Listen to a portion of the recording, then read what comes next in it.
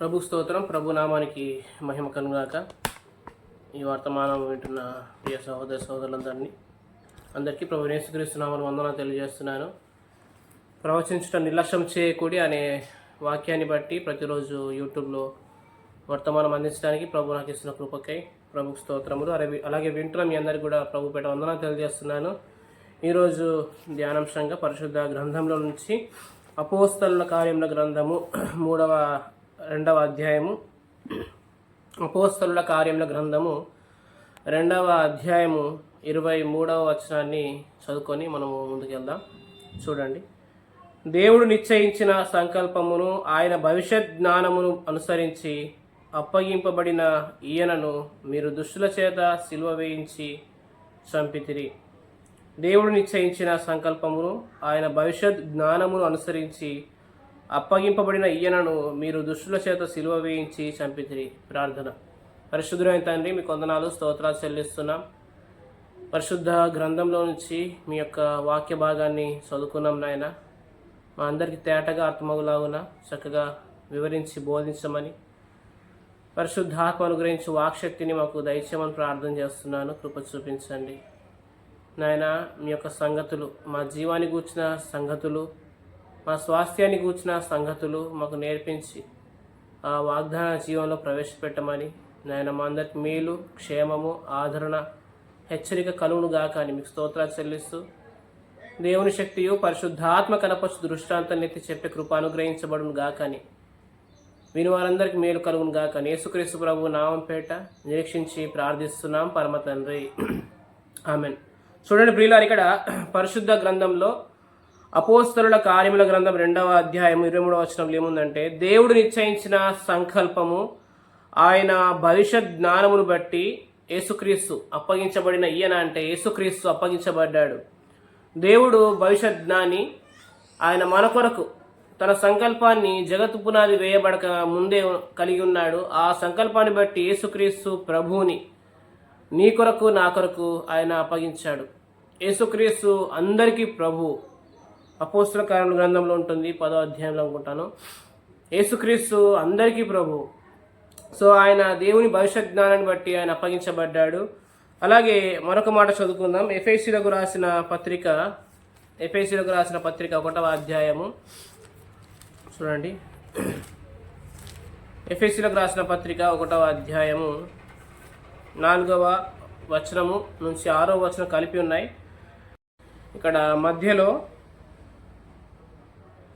తన చిత్త ప్రకారమైన దయా సంకల్పము చొప్పున యేసుక్రీస్తు ద్వారా తనకు కుమారులనుగా స్వీకరించుటకై మనలను ముందుగా తన కోసము నిర్ణయించుకొని మనము తన ఎదుట పరిశుద్ధమును నిర్దోషులమునై ఉండవలెనని జగత్తు పునాది వేయబడక మునుపే ప్రేమ చేత ఆయన క్రీస్తులో మనలను ఏర్పరచుకొనెను. జగత్తు పునాది వేయబడక ముందే దేవుని భవిష్యత్ జ్ఞానమును బట్టి యేసుక్రీస్తు అప్పగించబడ్డాడు. ఆ యేసుక్రీస్తు ఎవరి కొరకు అప్పగించబడ్డాడంటే ఆయనలో మనల్ని ఏర్పరచుకున్నాడు. అంటే మన కొరకే ఆయన అప్పగించబడ్డాడు. ప్రేమ చేత క్రీస్తులో మనల్ని ఏర్పరచుకున్నాడు. అందుకనే ఆ యేసుక్రీస్తును, ఆ ప్రేమ కుమారుణ్ణి నీ కొరకు నా కొరకు ఆయన సిలువకు అప్పగించాడు. ఇది దేవుని జ్ఞానం ప్రియులారా. అంటే దైవ జ్ఞానము జగత్తు పునాది వేయబడక ముందే ఉంది. ఆ దైవ జ్ఞానం అనుసరించి మనము యేసుక్రీస్తులో ఆయన బిడ్డలుగా మనం ఉన్నాం. జగత్తు పునాది వేయబడక ముందే ప్రేమ చేత ఆయన మనల్ని ఏర్పరచుకున్నాడు. అంతేకాదు, మాత్రమే కాదు, ఇక్కడ 1వ అధ్యాయం 12వ వచనంలో ఇలా అంటున్నాడు, దేవుడు తన చిత్త ప్రకారమైన సంకల్పమును బట్టి మనలను ముందుగా నిర్ణయించి ఆయన యందు స్వాస్థ్యంగా ఏర్పరచెను. ఆయన సంకల్పాన్ని బట్టి ఆయన యందు మనకు స్వాస్థ్యము, ఒక స్వాస్థ్యాన్ని, ఫుట్ నోట్లు ఏమన్నాడు, మనకు ఒక స్వాస్థ్యమును ఏర్పరచను. ఏంటిది ఈ స్వాస్థ్యము? ఏంటిది ఈ స్వాస్థ్యము అంటే ఇది పరలోకంలో మన కొరకు ఉంచబడిన స్వాస్థ్యము. దాన్నే కొలస్సీ పత్రిక 3వ అధ్యాయం అంటాడు, మనకు జీవమైన క్రీస్తు, మన జీవము పరలోకంలో దాచబడి ఉంది, దాన్నే స్వాస్థ్యం అన్నాడు. దాన్ని పేతురు గారు ఇలా అంటాడు, అక్షయమైన నిర్మలమైన బారనిదిన స్వాస్థ్యం అంటాడు. సో ఆ స్వాస్థ్యాన్ని యేసుక్రీస్తులో ప్రభువు మన కొరకు దాచిపెట్టాడు, భద్రంగా ఉంచాడు. కాబట్టి ఇప్పుడు యేసుక్రీస్తులో ఉన్న వారికి మొదటగా పాప క్షమాపణ ఉంది, దాంతోపాటు స్వాస్థ్యం కూడా ఉంది. చూడండి ఇక్కడ ఎఫెసీయులకు రాసిన పత్రిక ఒకటో అధ్యాయము 17వ వచనం అండి. మరియు మీ మనోనేత్రములు వెలిగింపబడినందున ఆయన మిమ్మును పిలిచిన పిలుపు వలన నిరీక్షణ ఎట్టిదో, పరిశుద్ధుల్లో ఆయన స్వాస్థ్యం యొక్క మహిమైశ్వర్యం ఎట్టిదో. చూడండి, పరిశుద్ధులకు ఏముందంటే ఆయన స్వాస్థ్యం ఉంది, పరిశుద్ధులకు స్వాస్థ్యం ఉంది. ఆ స్వాస్థ్యం యొక్క మహిమైశ్వర్యం ఎట్టిదో అది తెలుసుకోవడమే మన పని. మన పిలుపు వల్లనే నిరీక్షణ, మన ఏ పిలుపుతో పిలిచాడో ఆ పిలుపు విషయంలో మన నిరీక్షణ కలిగి ఉండాలి. ప్రియులారా, మనల్ని ఆయన ఏ పిలుపుతో పిలిచాడంటే పరలోక సంబంధమైన పిలుపుతో పిలిచాడు ఆయన. హెబ్రీయులకు రాసిన పత్రిక 3వ అధ్యాయం 1వ వచనంలో పరలోక సంబంధమైన పిలుపులో పాలు పొందిన పరిశుద్ధ సహోదరులారా అన్నాడు.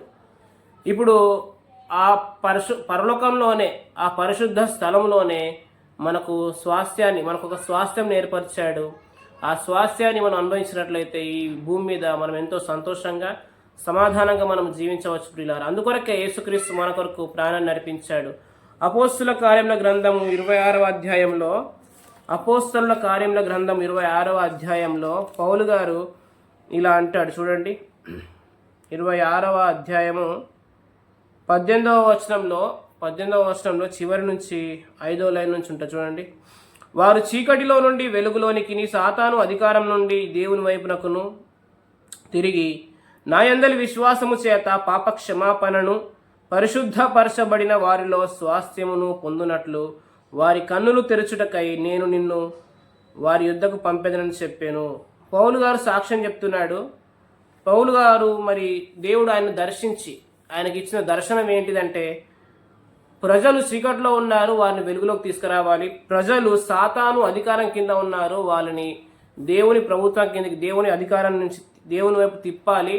ప్రజలకు మారు మనసు కలగాలి. మాత్రమే కాదు, అంటే పాప క్షమాపణ మాత్రమే కాదు, ఇక్కడ చెప్తున్నాడు పరిశుద్ధపరచబడిన వారిలో స్వాస్థ్యం అన్నాడు. అంటే పరిశుద్ధులకు ఏముంది అంటే స్వాస్థ్యం ఉంది.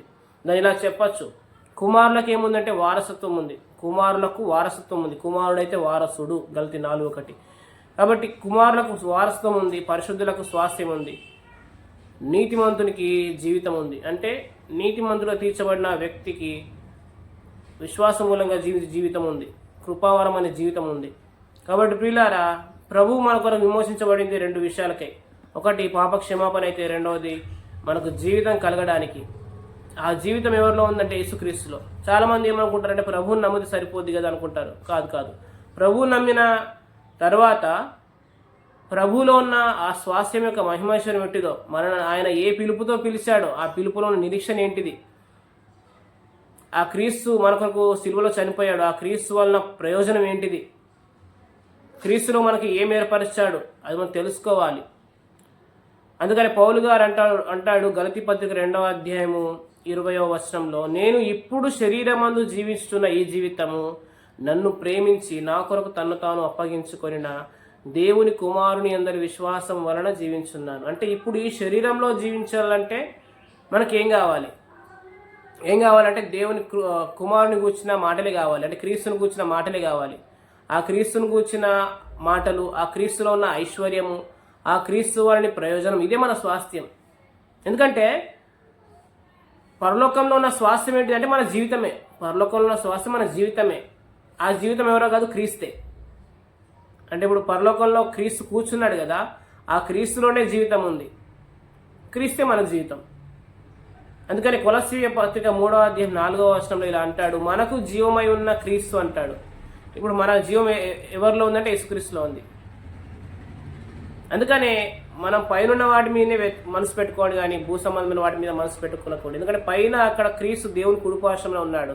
ఆ కుడిపార్శ్వంలో ఉన్న క్రీస్తులోనే మన జీవితం ఉంది. ఆ కుడిపార్శ్వంలో ఉన్న క్రీస్తులోనే మన స్వాస్థ్యం ఉంది. ఆ కుడిపార్శ్వంలో ఉన్న క్రీస్తులోనే మనకు వాగ్దానాలు ఉన్నాయి. కాబట్టి ప్రియులారా, జీవితాన్ని మనం ఎలా వెతకాలంటే క్రీస్తులోనే వెతకాలి. దానికి కావాల్సింది మనలో ఉన్న పరిశుద్ధాత్ముడు ఆ జీవంలోకి, ఆ శ్వాసలోకి ప్రవేశపెడతాడు. ఎప్పుడంటే యేసుక్రీస్తు ద్వారా కలిగిన నీతిని మనకు ఒప్పింపజేస్తూ ఆయన ఆ జీవితాన్ని ప్రవేశపెడతాడు. యేసుక్రీస్తు విశ్వాసం ఉంచిన వెంటనే మన లోపలికి పరిశుద్ధాత్ముడు వచ్చాడు. ఆయన పని ఏంటిదంటే యోహాను సువార్త 16వ అధ్యాయం 11వ వచనం రాయబడింది ఏంటిదంటే, ఆయన ఎవరైతే ఆయన విశ్వాసం ఉంచుతారో వాళ్ళ నీతిని గురించి ఒప్పుకొన చేస్తాడు. అంటే వారు క్రీస్తునందు నీతిమంతులు, వారు దేవుని చేత నీతిమంతుల తీర్పు పొందిన వారు, రోమా 8:33. వారు దేవుని పిల్లలు, రోమా 8:16 ఒప్పుకొన చేస్తాడు. అలా నీతిని గురించి ఒప్పింపజేస్తూ ఆ యేసుక్రీస్తులో ఉన్న స్వాస్థ్యంలో నడిపించే వ్యక్తే పరిశుద్ధాత్ముడు. అందుకనే ఎఫెసీ పత్రిక 1వ అధ్యాయం 13వ వచనంలో ఏమంటాడంటే, ఈ ఆత్మ మన స్వాస్థ్యమునకు సంచకరువుగా ఉన్నాడు అని అంటాడు. ఆ వాగ్దానం చేయబడిన ఆత్మ చేత మనం ముద్రించబడ్డాం. ఆ ఆత్మ మన స్వాస్థ్యమును సంచకరువుగా ఉన్నాడు అంటాడు. సో ప్రియులారా గమనించండి, దైవ జ్ఞానము ప్రకారం ఆయన భవిష్యత్ జ్ఞాని, ఆ జ్ఞానం ప్రకారం ఆయన సంకల్పం ప్రకారము యేసుక్రీస్తు బలి జరిగింది. యేసుక్రీస్తు బలి ద్వారా మనకు రక్షణ కలిగింది. మాత్రమే కాదు, మనకు రక్షణ స్వాస్థ్యం కూడా, అంటే జీవితం కూడా కలుగుతూ ఉంది. దాని రక్షణ స్వాస్థ్యం అనొచ్చు, జీవితం అనొచ్చు, వాగ్దాన జీవం అనొచ్చు, కృపావరం అనొచ్చు, విశ్వాసం మూలంగా జీవించడం అని కూడా అనొచ్చు. సో ఇలా చాలా పేర్లు ఉన్నాయి. ఇవన్నీ ఏంటంటే కొనసాగింపు. ఒకటి పునాది మీద ఇప్పుడు కట్టబడడం. పునాది ఏంటంటే రక్షణ. పునాది రక్షణ అయితే ఇల్లు నిర్మించబడడం అనేది కొనసాగింపు. అంటే రక్షణ పొందుకున్న విశ్వాసి ఇప్పుడు కట్టబడాలి, నిర్మించబడాలి, కొనసాగాలి, క్షేమాభివృద్ధి పొందుకోవాలి, ఆత్మలో వర్ధిల్లాలి. ఇదంతా కూడా కొనసాగింపులోకి వస్తుంది ప్రియులారా. కొలస్సీ పత్రిక 2వ అధ్యాయం 6వ వచనం అంటాడు, మీరు అంగీకరించిన విధముగానే వేరుపారని అంటాడు. అంటే మనం ఏమని అంగీకరించాం? యేసుక్రీస్తు సొంత రక్షకుడని అంగీకరించాం. ఇప్పుడు ఆ రక్షణని కొనసాగించే వాళ్ళు ఎవరు? యేసుక్రీస్తే.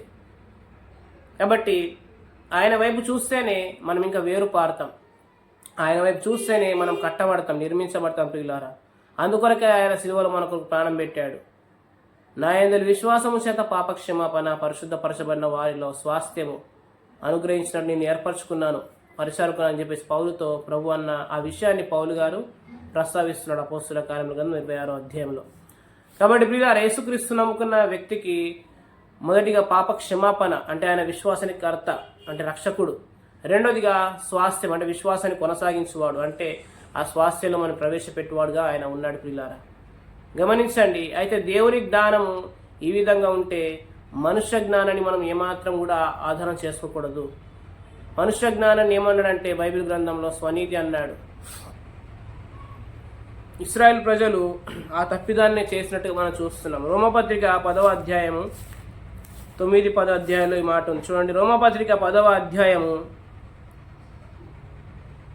2వ వచనం, వారు దేవుని యందు ఆసక్తి గలవారని వారిని గూర్చి సాక్ష్యమిచ్చుచున్నాను, అయినను వారి ఆసక్తి జ్ఞానానుసారమైంది కాదు. ఎందుకు జ్ఞానానుసారమైంది కాదు? ఎందుకంటే వారు మనుష్య జ్ఞానాన్ని బట్టి వెళ్ళిపోతున్నారు, వారు దేవుని జ్ఞానాన్ని బట్టి ముందుకు వెళ్ళట్లేదు. అందుకని మనుష్య జ్ఞానాన్ని బట్టి వెళ్తున్నారు కాబట్టి వారు స్వనీతిని స్థాపించుకున్నారు, వారు సొంత నీతిని స్థాపించుకున్నారు. దేవుని నీతి వద్దని పక్కన పెట్టేసి వారు సొంత నీతిని స్థాపించుకున్నారు. ఇక్కడనే 3వ వచనంలో ఏలైనగా వారు దేవుని నీతిని ఎరుగక తమ స్వనీతిని స్థాపింప బూనుకొనుచు దేవుని నీతికి లోబడలేదు అన్నారు. ఇక్కడ 9వ అధ్యాయంలో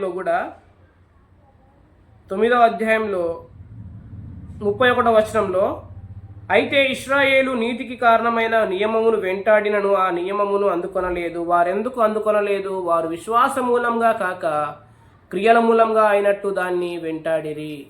అంటే వారు నీతిని పొందుకునే విషయంలోనే కానీ, లేకపోతే స్వాస్థ్యాన్ని అనుభవించే విషయంలోనే కానీ వారు ఏం చేశారంటే వారు స్వనీతిని స్థాపించబోనుకున్నారు. అంటే క్రియల ద్వారా దాన్ని వెతికారు, విశ్వాసం మూలంగా కాకుండా క్రియల ద్వారా దాన్ని వెతికారు. వారు ఎర్ర సముద్రం దాటారు, కానీ వాగ్దాన దేశంలో ప్రవేశించే ముందు వారు స్వనీతిని స్థాపించుకున్నారు. అయితే యేసు ప్రభు ఉన్న కాలంలో ఇశ్రాయేలు ప్రజలు ఆయన సొంత రక్షకుడిగా, ఆయన రక్షకుడిగా వారు యాక్సెప్ట్ చేయలేదు. యోహాను సువార్త 1వ అధ్యాయం 11వ వచనం ఇలా ఉంటుంది, ఆయన తన స్వకీయుల యొద్దకు వచ్చేను, ఆయన స్వకీయులు ఆయన విశ్వాసం ఉంచలేదు. కారణం ఏంటిదంటే వారు క్రియల ద్వారా నీతిమంతులు అవ్వాలనే పర్స్పెక్టివ్లో వారు దేవుని కుమారుడు అని యేసుక్రీస్తుని వారు అంగీకరించలేదు. ఆయన తృణీకరించారు, ఆయన సిలువేశారు. దుష్ట మనుషుల చేత సిలువ వేయబడిన ఈయన రాశాడు అక్కడ.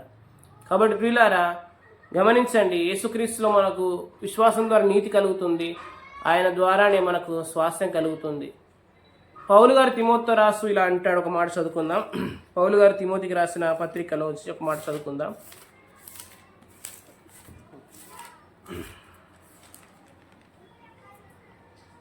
తిమోతికి రాసిన 2వ పత్రిక 3వ అధ్యాయము 14-15 వచనాలు ఇలా ఉంది. 2వ తిమోతి పత్రిక 3వ అధ్యాయము 14-15 వచనాలు. క్రీస్తు యేసునందు ఉంచవలసిన విశ్వాసము ద్వారా రక్షణార్థమైన జ్ఞానము. చూడండి, యేసుక్రీస్తునందు విశ్వాసం ఉంచితే రక్షణ కలుగుతుందని నీకు కలిగించుటకు శక్తిగల పరిశుద్ధ లేఖనములను బాల్యము నుండి నీ వెరుగుదువు కదా అన్నాడు. నువ్వు వెరుగుదువు గనుక అన్నాడు. అంటే పరిశుద్ధ లేఖనాలన్నింటిలో కూడా విశ్వాసము ద్వారానే రక్షణ కలుగుతుంది అనే మాట ఉంది ప్రియులారా. విశ్వాసము ద్వారానే రక్షణ కలుగుతుంది. మోషే కాలంలో ఉన్న ఇశ్రాయేలీలేమో వాళ్ళు ఐగుప్తు నుంచి విమోచించబడ్డారు, కానీ స్వాస్థ్య భాగమైన కణాల్లో వారు ప్రవేశించలేకపోయారు. అయితే యేసుక్రీస్తు ఉన్న కాలంలో యేసుక్రీస్తు ప్రభుని వారు సొంత రక్షకునిగానే అంగీకరించలేదు. అర్థమవుతుందా? వారు ఈ మోషే కాలంలో ఉన్న ఇశ్రాయేలీలు ఏ ధర్మశాస్త్రాన్ని ఆశ్రయించి వారు స్వాస్థ్యాన్ని పొందుకోలేదో, వీరు కూడా ఈ యేసుప్రభు ఉన్న కాలంలో ఉన్న ఇశ్రాయేలీలు వాళ్ళు ఆ ధర్మశాస్త్రాన్ని బట్టి, ఆ క్రియల మూలమైన నీతిని బట్టి నీతిమంతులు అవ్వాలని ట్రై చేస్తారు, కానీ యేసుక్రీస్తు ప్రభుని సొంత రక్షకునిగా, కుమారునిగా, దేవుని కుమారునిగా వారు అంగీకరించలేదు. వాళ్ళేమో స్వాస్థ్యాన్ని పొందుకోలేదు, వీళ్ళేమో రక్షణని పొందుకోలేదు. ప్రియులారా, మరి మనకైతే దేవుడు పాప క్షమాపణ ఇచ్చాడు. అయితే మనం ఆ పాప క్షమాపణ తర్వాత మనము ఆ స్వాస్థ్యం ఏదైతే ఉందని పొందుకోవాలి. ఆ స్వాస్థ్యం నందు మనం ఆనందించాలి. ఆ స్వాస్థ్యం మనకు అనేకమైన వాగ్దానాలు ఉన్నాయి. ఆ స్వాస్థ్యంలో మనకు సంతోషం ఉంది, ఎందుకంటే అది పరలోకంలో భద్రంగా ఉంది. అది అక్షయమైంది, నిర్మలమైంది, వాడబారింది. కాబట్టి మనం ఆ స్వాస్థ్యం యొక్క మహిమేశ్వరం ఎట్టిదో తెలుసుకుంటూ ఉండాలి. మనకు అనుగ్రహించబడిన పరిశుద్ధాత్మ ద్వారా ఆ స్వాస్థ్యాన్ని మనం ప్రవేశించాలి. అయితే మనకున్న నాయకులు ఆ స్వాస్థ్యాన్ని పంచిపెడుతున్నారా లేదా? యెహోషువ కనాను దేశంలో స్వాస్థ్య భాగాన్ని పంచిపెట్టాడు. వారు బబులోను చెరకు కొనిపోబడ్డారు. అంటే ఆ స్వాస్థ్యాన్ని వారు పూర్తిగా అనుభవించలేదు.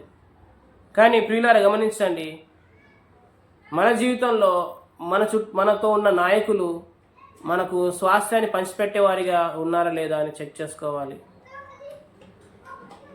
ఎర్ర సముద్రం దాటి వచ్చిన ప్రజలు మోషే నాయకత్వంలో, యెహోషువ నాయకత్వంలో వారు యోర్దాన్ నది దాటారు. యోర్దాన్ నది దాటితేనే స్వాస్థ్య భాగం. యోర్దాన్ నది అంటే శరీరానుసారమైన మనస్సు దాటడం. అసలు ఒక వ్యక్తి శరీరానుసారమైన మనస్సు ఎప్పుడు కలిగి ఉంటాడు? దానికి రోమపత్రిక 8వ అధ్యాయంలో ఒక వివరణ ఉందన్నమాట. రోమపత్రిక 8వ అధ్యాయంలో చూడండి. రోమపత్రిక 8వ అధ్యాయము 5వ వచనం. శరీరానుసారులు శరీర విషయముల మీద మనసుంటారు. శరీరానుసారులు శరీర విషయముల మీద మనసు ఉంచుతారు. చాలామంది ఈ వాక్యాన్ని ఎట్లా వక్రీకరించారంటే, శరీర విషయం మీద ఎవరైతే మనసు ఉంచుతారో వారు శరీరానుసారులు అనే విధంగా వక్రీకరించారు. కానీ ప్రియులారా, ఇక్కడ ఉన్న వాస్తవమైన అర్థం ఏంటిదంటే, ఎవరు శరీరానుసారులు అంటే, శరీరానుసారంగా నెరవేర్చే క్రియల ద్వారా, ధర్మశాస్త్ర ఆజ్ఞల ద్వారా, ఆ ధర్మశాస్త్ర క్రియల ద్వారా నీతిమంతులు అవ్వాలనుకునే ప్రయత్నంలో, అందులో దేవునికి ఇలా చేస్తే నేను నీతిమంతుని అవుతాను దేవుని దృష్టిలో, ఇలా చేస్తే దేవుని దృష్టిలో నీతిమంతుని అవుతానని ఆచారంలోకి వెళ్ళి వారు శరీర విషయంలో మనసు పెడుతున్నారు. వారు శరీరానుసారంగా ప్రభువుని మెప్పించడంలో వారు శరీర విషయాలమే మనసు పెడుతున్నారు. అంతేగాని శరీర విషయంలో మేము మనసు పెట్టేవారు శరీరానుసారం కాదు. అయితే ప్రియులారా, మనం నీతిమంతులము అనే నిశ్చయం మనం ఎప్పటికీ వాళ్ళు కలిగి ఉండాలి. ఒక్క అర్పణ చేత సదాకాలానికి సంపూర్ణమయ్యాం. హెబ్రీ 10:14.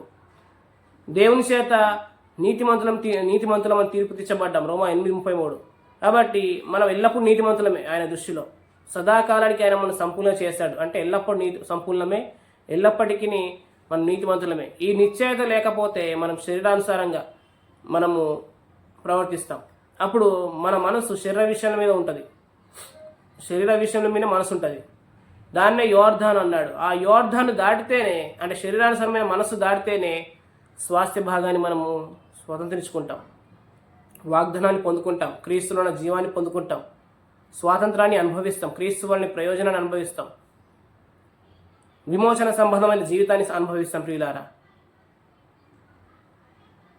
దేవుడు తన ప్రజలకు ఇస్తానన్న ఆ వాగ్దాన దేశం ఏదైతే ఉందో అది మిక్కిలి మంచి దేశం అన్నాడు. అది పాలు తేనెలు ప్రవహించు దేశం అన్నాడు. అది ఆకాశ వర్ష జలానిచ్చు దేశం అన్నాడు. కాబట్టి ప్రియులారా, అంత మంచి దేశాన్ని ప్రభు సర్టిఫై చేసి చెప్పాడు. అబ్రహాముతో అన్నాడు ఇలా, ఆదికాండం 15వ అధ్యాయము చూడండి 13వ వచనం. నీ సంతతి వారు తమది కాని పరదేశమందు నివసించి ఆ దేశపు వారికి దాసులుగా ఉందురు. వారు 400 ఏండ్లు వీరిని శ్రమ పెట్టుదురు.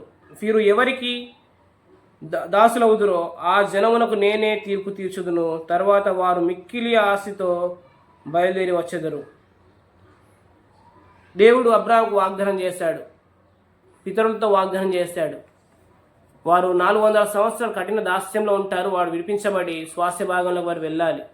అందుకొరకై మోషేను నిర్గమకాండ 3వ అధ్యాయంలో నాయకునిగా మోషేను దేవుడు ఎన్నుకున్నాడు.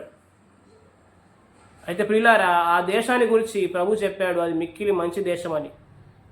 అయినప్పటికీ వారు వినకుండా ఆ దేశాన్ని వేగు చూడాలనే ఒక దుర్బుద్ధి కలిగి ఉన్నారు వాళ్ళు. అయితే మోషే ఏం చేశాడంటే ప్రతి గోత్రానికి ఒక ప్రధానుని ఎన్నుకొని ఆ దేశాన్ని వేగు చూడడానికి పంపించాడు. వాస్తవంగా వేగు చూడడం అనేది దేవుని చిత్తం కాదు ప్రియులారా. వాళ్ళు కోరుకున్నారు. ఈనాడు మన స్వాస్థ్యము, మన జీవితం క్రీస్తులో చాలా శ్రేష్టమైంది. ఆయన మనకు స్వాస్థ్యం ఏర్పరిచాడంటే అది ఎలా ఏర్పరిచాడు?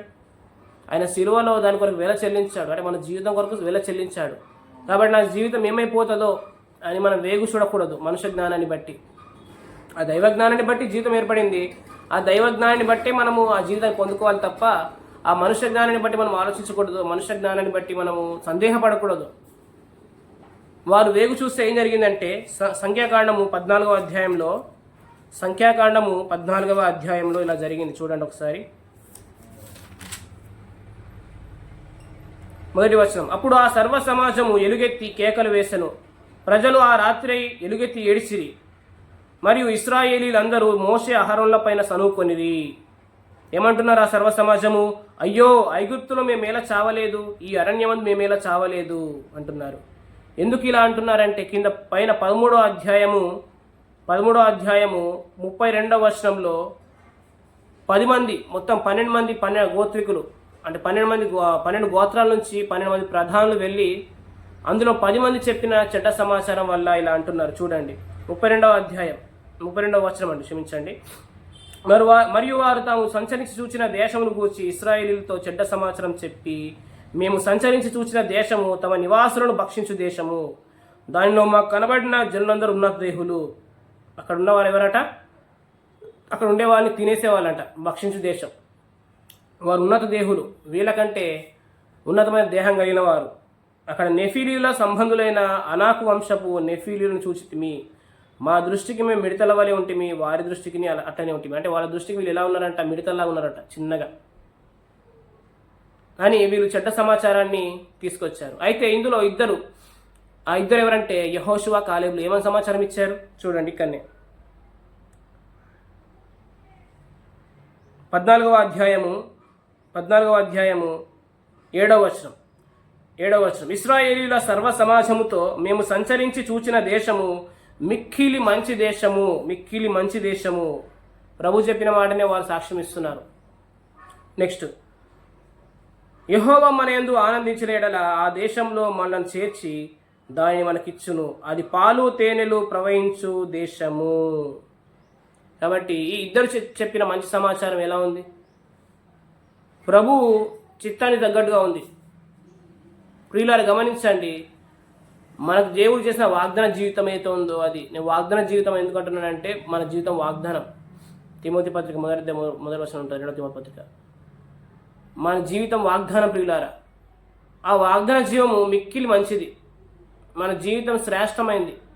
అందుకని ఆ పరసంబంధమైన అక్కడి నుంచే మనకు శ్రేష్టమైన ప్రతి ఈవి వస్తుంది.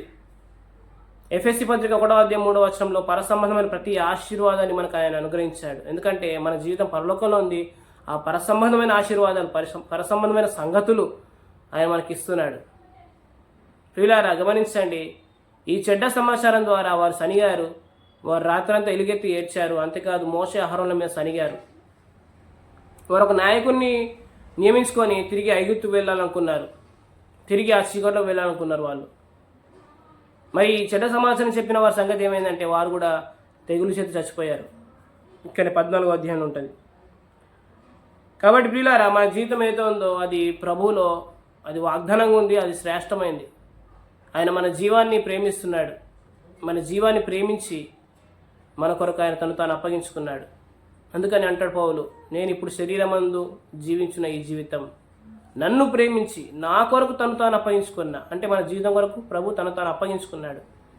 కాబట్టి ఈ మనుష్య జ్ఞానం ఏం చేస్తుందంటే మన జీవితాన్ని వేగు చూసేలా చేస్తుంది. ఈ మనుష్య జ్ఞానం మన స్వాస్థ్యాన్ని డౌట్ పట్టేలా చేస్తుంది. కానీ దైవ జ్ఞానము దైవ సంకల్పం ఏం చేస్తుందంటే ఆ స్వాస్థ్యం యొక్క మహిమేశ్వరి మెట్టిదో అనేది మనకు తెలియజేసే ప్రియులారా. ఒక మాట చదువుకుందాం. కొరింథీయులకు రాసిన మొదటి పత్రిక 2వ అధ్యాయము. కొరింథీయులకు రాసిన మొదటి పత్రిక 2వ అధ్యాయము చూడండి.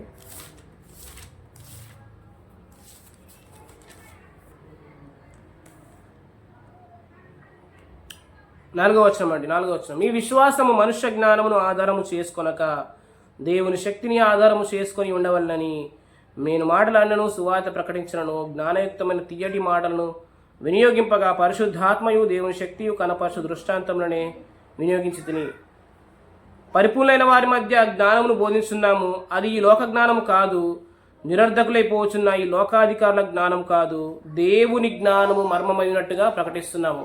పిల్లలు గమనించండి, దైవ జ్ఞానము ప్రకటించబడుతున్నప్పుడు అందులో తీయటి మాటలు కానీ లేకపోతే మనుషుల్ని భ్రమపెట్టే మాటలు కానీ మనుషుల్ని కలవరపరిచే మాటలు కానీ ఉండవు ప్రియులారా. ఆ దైవ జ్ఞానంలో దైవ శక్తి వినియోగించబడుతుంది.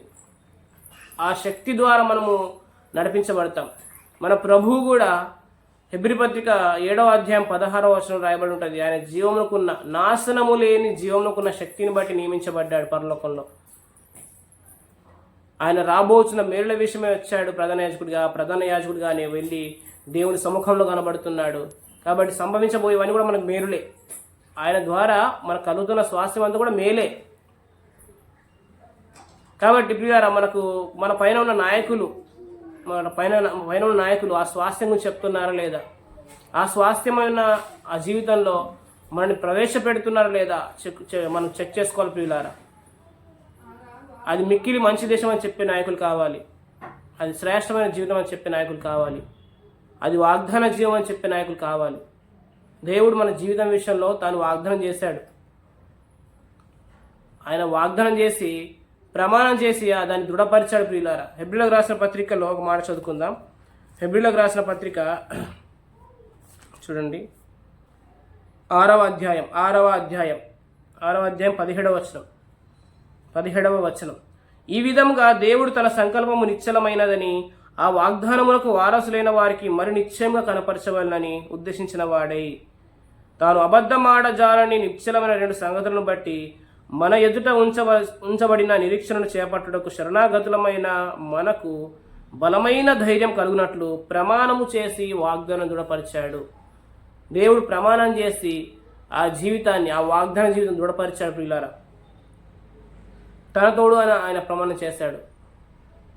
ఆయన ఆ వాగ్దానాన్ని విశ్వాస సంబంధులకు ఇవ్వాలని ఆశపడుతున్నాడు. కాబట్టి మనుష్య జ్ఞానము క్రియల మూలంగా వెతికేలా చేస్తుంది, కానీ దైవ జ్ఞానము విశ్వాసం మూలంగా వెతికేలా చేస్తుంది. వారు ఎందుకు అందుకోలేదంటే వారు విశ్వాసం మూలంగా కాకుండా క్రియల మూలంగా వెతికారు కాబట్టి ఆయన వారికి అడ్డురాయి అయ్యాడు. కానీ మనం విశ్వసించినట్లయితే విశ్వసించిన మనకు ఆయన అమూల్యమైన రాయి. అప్పుడు మనము ఆత్మ సంబంధమైన మందిరంగా కట్టబడతాం, మన జీవితం కట్టబడుతుంది. కాబట్టి ఒకటి ఏంటిదంటే మన విశ్వాసం మూలంగా వెళ్తున్నప్పుడు, దైవ జ్ఞానాన్ని అనుసరించి వెళ్తున్నప్పుడు మన జీవితంలో మన అభివృద్ధిని చూస్తాం, లేకపోతే ఓడిపోతాం ప్రియులారా. హెబ్రీ పత్రిక 12వ అధ్యాయం 1వ వచనంలో ఉంటుంది, ఇంత గొప్ప సాక్షి సమూహము మేఘము వల్ల మనల్ని ఆవరించి ఉన్నందున మనం కూడా సులువుగా చిక్కులపెట్టి ప్రతి భారంను విడిచిపెట్టి విశ్వాసమును కర్తయు దాన్ని కొనసాగించువాడైన యేసుక్రీస్తు వైపు చూడాలి. విశ్వాసానికి కర్త అయిన యేసు ఎవరంటే మన రక్షకుడు, మనకు రక్షణ దయచేశాడు. విశ్వాసాన్ని కొనసాగించువాడైన యేసుక్రీస్తు ఎవరంటే మనకు స్వాస్థ్యాన్ని అనుగ్రహించేవాడిగా ఉన్నాడు ఆయన. కాబట్టి రక్షణ సంబంధమైన విషయంలో మనం యేసుక్రీస్తు వైపు చూసాము, యేసుక్రీస్తుని ఆశ్రయించాము, మనం రక్షణ పొందుకున్నాం. కొనసాగింపులో అంటే జీవితంలో అంటే అభివృద్ధి పొందే విషయంలో మనం క్రీస్తు కొనసాగించబడిన యేసు వైపు చూడాలి. ఆ యేసు వైపు చూడాలి. ఆయన మనం ఏ పిలుపుతో పిలిచాడో, ఆయన పరిశుద్ధులకు సిద్ధపరిచిన ఆ స్వాస్థ్యం యొక్క మహిమేశ్వరి మెట్టిదో, ఆయన తిరిగి లేచినప్పుడు, మరణం నుంచి తిరిగి లేచినప్పుడు ఆ బలాతిశయం, ఆ పునరుద్ధాన శక్తి, ఆ శక్తి ఎంత అపరిమితమైందో, ఆ మహాత్మ్యం ఎటువంటిదో మనం చూడాలి ప్రియులారా. అందుకొరకు జ్ఞానమును ప్రత్యక్షత గల మనస్సు మీకు రావాలని ప్రార్థిస్తున్నానని చెప్పి పౌలు గారు ఎఫెసీయులకు రాసిన పత్రిక 1వ అధ్యాయం 17 నుంచి 19 వర్షాలు అంటాడు. కాబట్టి ప్రియులారా గమనించండి, ఈ లోక జ్ఞానం అది నిరర్ధకమైపోతుంది. అందుకని అన్నాడు కొరింథీ మొదటి పత్రిక 2వ అధ్యాయంలో, మేము ప్రకటించే జ్ఞానము లోక జ్ఞానం కాదు, అది దైవ జ్ఞానము. ఆ లోక జ్ఞానం నిరర్ధకమైపోతుంది. లోక జ్ఞానం నిరర్ధకమైపోతుంది.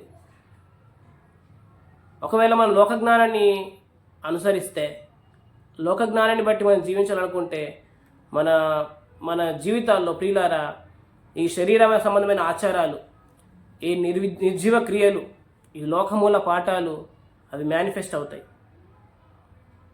అంటే ఆచార సంబంధమైన భక్తి చేస్తాం. చాలామంది చూడండి సంఘాల్లో ఆచార సంబంధమైన భక్తి ద్వారా దేవుని ద్వారా అద్భుతాలు వెతుకుతున్నారు, దేవుని ద్వారా ఈ మేలు జరగాలని వెతుకుతున్నారు. కానీ ప్రియులారు గమనించండి, మనం పరిశుద్ధాత్మను పొందుకొని ఎలా పొందుకున్నాం? విశ్వాసం ద్వారా పొందుకున్నాం. మరి ఆ ఆత్మ ద్వారా జరిగే అద్భుతాలు ఎలా జరగాలి? విశ్వాసం ద్వారా జరగాలి. ఇలానే గల్తీ సంఘంలో కొందరు భిన్నమైన సువార్త తీసుకొచ్చి వాళ్ళు భ్రమపెట్టారు. వారు కలవరపెట్టేశారు. వారు రెండంతల శాపానికి వారు లోనయ్యారు. వారు తమను తాము ఛేదించుకుంటే మేలు అన్నాడు పౌలు గారు. అటు దుర్బోధ చేసేవారు, అటు భిన్నమైన బోధ చేసేవారు. అంటే రక్షణ వరకేమో దైవజ్ఞానం కావాలి, రక్షణ వరకేమో నీకు విశ్వాసం కావాలి, కొనసాగింపుకి వచ్చేసరికి నీకు మనుష్య జ్ఞానం కావాలి. అలా చేయడం ద్వారా ఏం జరిగిందంటే ఆ సంఘాల్లో గల్తీ సంఘాల్లో వారు దినములు, మాసములు, ఉత్సవాలు జరుపుకుంటున్నారు. ఇన్ని దినాలు చేస్తేనే అద్భుతం జరుగుతుంది, ఒక మాసం ఇలా ఉంటే అద్భుతం జరుగుతుంది, ఇలాంటి ఉత్సవాలు చేస్తే అద్భుతాలు జరుగుతాయి, ఇలాంటి దినాలు నేను ఆచరిస్తే నా జీవితం కట్టబడుతుంది, నా కుటుంబం మారుతుంది. ఇవన్నీ ప్రియులారా ఆచారాలు. ఇది ఆచార సంబంధమైన భక్తి. దాని కొలసి పత్రికలు ఇలా అన్నాడు చూడండి. కొలసీలకు రాసిన పత్రిక చూడండి 2వ అధ్యాయం 8వ వచనం. ఆయనను అనుసరింపక మనుష్యుల పారంపర్యాచారమును అనగా ఈ లోక సంబంధమైన మూలపాఠాలు అనుసరించి మోసకరమైన నిరర్ధకమైన తత్వజ్ఞానం చేత మిమ్మును చెరపట్టుకొని పోవాడు ఎవడైనా ఉండనేమో అని జాగ్రత్తగా ఉండండి. చూడండి, మనుషుల పారంపర్యాచారాలు, ఈ లోక సంబంధమైన మూలపాఠాలు, ఫుట్నోట్లో ఉంది భూతపాఠాలు. అంటే ఈ ఆచారాల వెనుక ఉన్నది ఏంటంటే దయ్యాలు, అపవాది, వాడి అనుసరణ దయ్యముల జ్ఞానమే ఉంది. అది మోసం చేస్తుంది. మోసకరమైన నిరర్ధకమైన తత్వజ్ఞానం అది నిరర్ధకమైపోయేది. అది మోసం చేస్తుంది ప్రియులారా. అది ఆచారంలోకి నెట్టివేస్తుంది. విశ్వాసాన్ని ఆచారంలోకి నెట్టివేసి దేవుని వలన ఎలాంటి ప్రయోజనం లేకుండా, యేసుక్రీస్తు ద్వారా ఎలాంటి ప్రయోజనం లేకుండా మనకు చేస్తుందన్నమాట. కాబట్టి ప్రియులారా గమనించండి, మనము ఏ జ్ఞానాన్ని బట్టి విమర్శించబడ్డామో ఆ జ్ఞానాన్ని మనం అనుసరించాలి. దైవ జ్ఞానాన్ని బట్టి మనం దైవ జ్ఞానాన్ని బట్టే మనం జీవితాన్ని జీవించాలి. దైవ జ్ఞానాన్ని బట్టి అద్భుతాలు వెతకాలి. దైవ జ్ఞానాన్ని బట్టే మన కుటుంబ సమస్యలు కానీ, మన ప్రతి ఇబ్బందులు కానీ, ఇరుకులు కానీ దైవ జ్ఞానాన్ని బట్టే మనము దాని నుంచి విడుదల పొందుకుంటాం ప్రియులారా. అంతేకాని మన విశ్వాసం ఎప్పుడు కూడా మనుష్య జ్ఞానాన్ని ఆధారం చేసుకుని ఉండకూడదు. ఈ లోక జ్ఞానం వెనుక భూత పాఠాలు ఉన్నాయి. ఈ లోక జ్ఞానం వెనుక ఈ యుగ సంబంధమైన దేవత అవిద్యలను ప్రేరేపించి శక్తి పనిచేస్తుంది. అది మునుపు మనం ఆ విధంగా ప్రవర్తించగానే ఇప్పుడు ఆ శక్తికి కింద ఉన్నవారం కాదు, ఆ యొక్క దాని కిందికి లోనైన వారం కాదు. మనము దేవుని కృపకు లోనైన వారం మనము. ప్రియులారా గమనించండి, మనము ఈ లోక సంబంధమైన ఈ యొక్క మూలపాఠాలు అనుసరించకుండా, పితృపారంపర్యమైన వ్యర్థ ప్రవర్తన అనుసరించకుండా, మనం నిర్జీవ క్రియలు చేయకుండా, హెబ్రీ పత్రిక 9వ అధ్యాయం మాట ఉంది చూడండి. హెబ్రీలకు రాసిన పత్రిక 9వ అధ్యాయము చూడండి 14వ వచనం. 14వ వచనము, నిత్యుడగు ఆత్మ ద్వారా తాను దేవునికి నిర్దోషినిగా అర్పించుకున్న క్రీస్తు యొక్క రక్తము నిర్జీవ క్రియలను విడిచి జీవము గల దేవుణ్ణి సేవించుటకు, ఆ నిర్జీవ క్రియల్ని విడిచి, ఆ లోక మూల పాఠాన్ని విడిచి, ఆ శరీరాచారాల్ని విడిచి మనము జీవంగా దేవుని సేవించాలి. అంటే ఆయన ఎట్టివాడై ఉన్నాడు, ఆయన మన స్వాస్థ్యం ఎటువంటిదో, మన పిలుపు నిరీక్షణ ఎటువంటిదో అని తెలుసుకునే పనిలో మనం పడాలి. అది దైవజ్ఞానం ద్వారా మాత్రమే మనం ముందుకెళ్ళగలుగుతాం ప్రియులారా. అక్కడ మన పరిశుద్ధాత్మ పనిచేస్తాడు. ఆ వాగ్దాన జీవంలోకి, ఆ స్వాస్థ్యమైన జీవనంలోకి, ఆ ప్రభు పోలికలోకి మనల్ని మారుస్తాడు. అంతేగాని ప్రియులారా, మన ఈ మనుషుల జ్ఞానాన్ని బట్టి లేకపోతే మన సొంత జ్ఞానాన్ని బట్టి మనము ఏమి పొందుకోలేము. ద్రాక్షవల్లి నేను, తీగలు మీరు, నాకు వేరుగా ఉండి మీరు ఏమీ చేయలేరు అన్నారు ప్రభు. కాబట్టి ఆయనలో నిలిచి ఉంటేనే, ఆయన జ్ఞానాన్ని అనుసరిస్తేనే, ఆయన మార్గాల్లో మనం వెళ్తేనే మనకు ప్రయోజనం. మన సమయం అనేది వృధా కాదు ప్రియులారా, గమనించండి. మన సమయం వృధా కాకుండా ఉండాలంటే ఆయన చిత్తాన్ని తెలుసుకోవాలి, ఆయన జ్ఞానం మెరగాలి. అందుకనే పౌలు గారు అంటాడు ఫిలిప్పీలకు రాసిన పత్రికలో, ఇలా అంటాడు చూడండి. ఫిలిప్పీలకు రాసిన పత్రిక 3వ అధ్యాయము 8వ వచనం, నిశ్చయంగా నా ప్రభు అయిన యేసుక్రీస్తును గూర్చిన అతి శ్రేష్టమైన జ్ఞానం నిమిత్తమై సమస్తమును నష్టంగా ఎంచుకొంచున్నాను. అంటే ప్రభువును గూర్చిన ఆ శ్రేష్టమైన జ్ఞానం సంపాదించుకోవాలని సమస్తాన్ని నష్టంగా ఎంచుకున్నాడు. 8 దినాలు సున్నతి పొందాడు. బెన్యామీను గోత్రికుడు, హెబ్రీల సంతానము, ఆసక్తి విషయమై సంఘాన్ని హింసించాడు. ధర్మశాస్త్రం వల్ల నీతి విషయంలో అనింద్యుడు. ఇవన్నీ కూడా మనుష్య జ్ఞానమే, ఇవన్నీ కూడా యుగ జ్ఞానమే.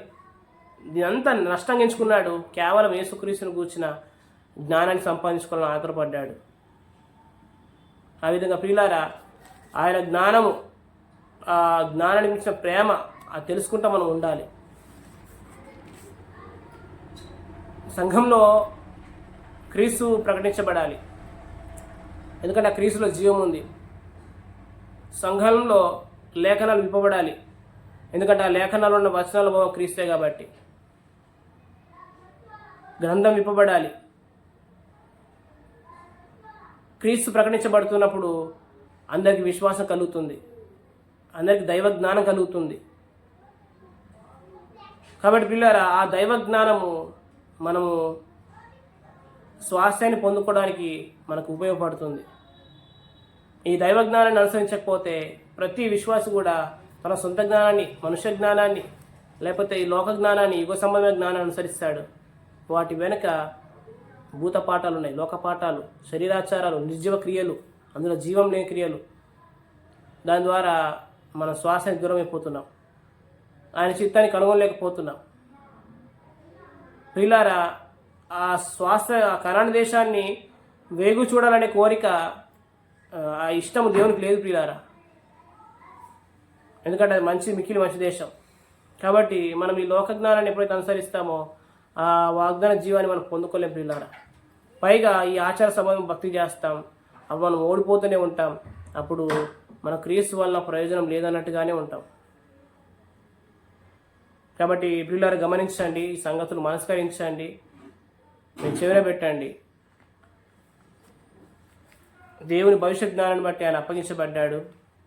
ఆ భవిష్యత్ జ్ఞానాన్ని బట్టి ఆయన మనకు అనుగ్రహించబడ్డాడు. ఆయనలో పాప క్షమాపణ ఉంది, స్వాస్థ్యం ఉంది. ఆ స్వాస్థ్యం పొందుకునే, ఆ పాప క్షమాపణ పొందుకునే విషయంలో మనం ఆయన జ్ఞానాన్ని అనుసరించాము. మరి ఆ స్వాస్థ్యాన్ని అనుభవించే విషయంలో ఆయన జ్ఞానాన్ని ఎంతవరకు అనుభవిస్తున్నాం? సంఘం ద్వారా ఆయన జ్ఞానము, ఆ క్రీస్తుని కూర్చిన జ్ఞానము ఎంతగా ప్రకటించబడుతుంది అనేది మనం చెక్ చేసుకోవాలి. మనలో ఉన్న పరిశుద్ధాత్మ ద్వారా ఆ జ్ఞానం తెలుసుకుంటూ ఉండాలి. సంఘం ద్వారా కూడా ఆ నానా విధమైన జ్ఞానం ప్రకటించబడుతూ ఉండాలి. కాబట్టి ప్రియుల, ఈ సంగతి గమనించండి, మీరు ధ్యానించండి. ఇంకా ప్రభు మీద శ్రేష్టంగా తేటగా మాట్లాడతాడు. ప్రభు ఈ మాటల్ని దీవించిన చిన్న మాట మనం ప్రార్థన చేసి ముగించుకుందాం. పరిశుద్ధమైన దేవానికి వందనాలు, స్తోత్రాలు చెల్లిస్తున్నాం. మోసకరమైన నిరర్ధకమైన తత్వజ్ఞానము, ఈ యుగ జ్ఞానము, ఈ లోక జ్ఞానము మమ్మల్ని స్వాస్థ్యంలో ప్రవేశపెట్టలేదు. కానీ నాయన యేసుక్రీస్తుని కూర్చిన జ్ఞానము ఆయన మమ్మల్ని స్వాస్థ్యంలో ప్రవేశపెడుతుంది. నాయన కృప చూపించండి. మీరు భవిష్యత్ జ్ఞాని కాబట్టి ముందుగానే మా కొరకు యేసుక్రీస్తుని అప్పగించే విషయాల సంకల్పాన్ని కలిగి ఉన్నారు. ఆ యేసుక్రీస్తులోనే సంఘాన్ని అనగా మమ్ముని ఏర్పరచుకున్నారు, ప్రేమ చేత ఏర్పరచుకున్నారు. మీకు వందనాలు. జగత్ పునాది వేయబడక ముందే ప్రేమ చేత క్రీస్తులో మమ్మల్ని ఎరిగిన దేవానికి వందనాలు. ఆయనలో మాకు పాప క్షమాపణ స్వాస్థ్యాన్ని పెట్టినందుకే మీకు స్తోత్రాలు. నాయన శ్వాసాన్ని కడతతో కొనసాగించేవాడని యేసుక్రీస్తు వైపు చూస్తూనే ముందుకెళ్ళి కృపాను గ్రహించండి. ఆ శ్వాసాన్ని పొందుకునే భాగ్యాన్ని గ్రహించండి. ఆ శ్వాస విషయంలో డౌట్ పట్టకుండా, ఆ శ్వాస విషయంలో మేము సందేహించకుండా, నాయన అది మిక్కిలి మంచి దేశం అని, అది శ్రేష్టమైన జీవితం అని, మా ప్రభు పరలోక సంబంధమైన సంగతులు అనుగ్రహిస్తాడని, మా జీవితం నిర్వహిస్తాడని మేము నమ్ముచున్నాం. ప్రభు కృప చూపించండి. ఇంతవరకు వాక్యం అందించడానికి ఇచ్చిన సహాయాన్ని బట్టి, వాక్శక్తిని బట్టి మీకు వందనాలు చెల్లిస్తున్నాం. ప్రియులందరి జీవితాల్లో ఈ వాక్యం ఫలించునుగా కానీ మేము శుద్ధిస్తున్నాం. కృప చూపించమని నాకు ఇచ్చిన ఈ అవకాశం బట్టి వందనాలు చెల్లిస్తూ, సమస్త మహిమ గణిత ప్రభావం మీకే అర్పిస్తూ, సమస్త మహిమ గణిత ప్రభావం ఐశ్వర్యమును యుగముల పూర్వమును ఇప్పుడు ఎల్లప్పుడూ సదాకాలం మీకే కలుగునుగా కానీ యేసుక్రీస్తు ప్రభువు నామం పేట ప్రార్థన చేసి ఈ యొక్క వాక్యాన్ని ముగింపు చేస్తున్నాడు పరమ తండ్రి. ఆమేన్. మరొకసారి వాక్యం విన్న ప్రియులందరికీ వందనాలు తెలియజేస్తున్నాను. God bless you.